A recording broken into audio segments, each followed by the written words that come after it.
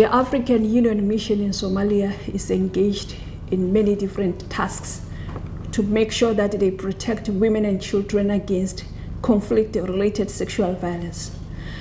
The first is patrols. We have intensified patrols in different areas where AMISOM has been deployed, whereby our formed police units and our IPOs, including civilians, do daily patrols within the communities as well as the IDPs areas as a way to deter perpetrators of sexual violence.